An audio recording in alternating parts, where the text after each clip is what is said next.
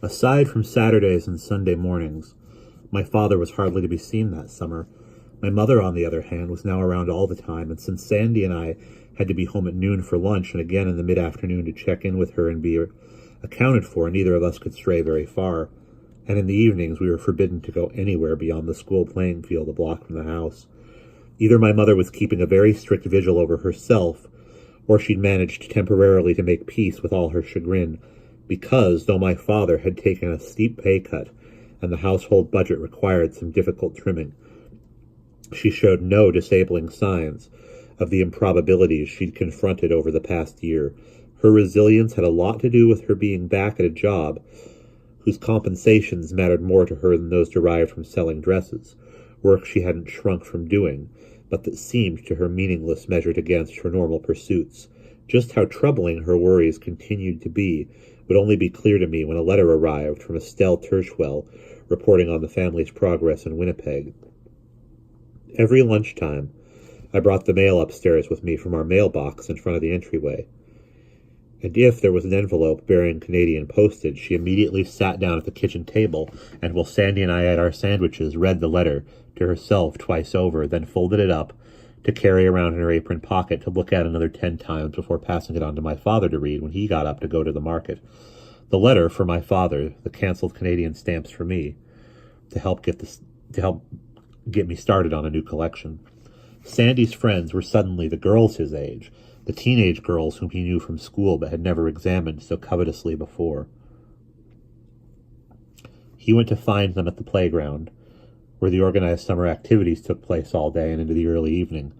I was there too, accompanied regularly now by Selden. I'd watch Sandy with fluctuating feelings of trepidation and delight, as though my own brother had become a pickpocket or a professional shill. He'd park himself on a bench near the ping-pong table where the girls tended to congregate, and he'd start making pencil drawings in his sketch pad of the cutest around. Invariably, they'd want to see the drawings, and so, before the day was over, chances were good he'd be walking dreamily out of the playground hand in hand with one of them. Sandy's strong proclivity for infatuation was no longer galvanized by propagandizing for just folks, or topping tobacco for the Mohinis, but fomented by these girls.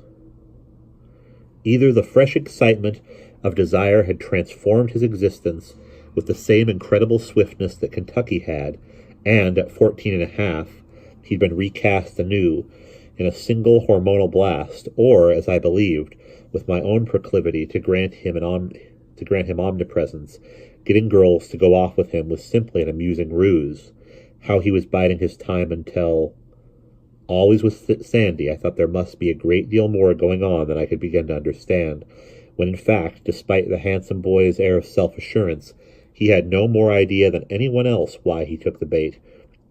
Lindbergh's Jewish tobacco farmer discovers breasts. Suddenly he turns up as just another teenager.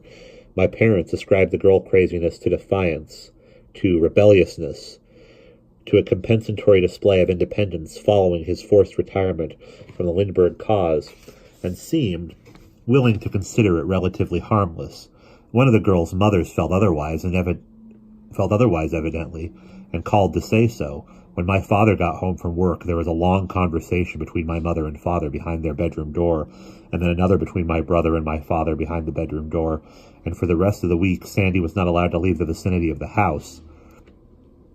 But they couldn't, of course, keep him cooped up on Summit Avenue for the whole of the summer, and soon he was back at the playground, confidently drawing pictures of the pretty ones.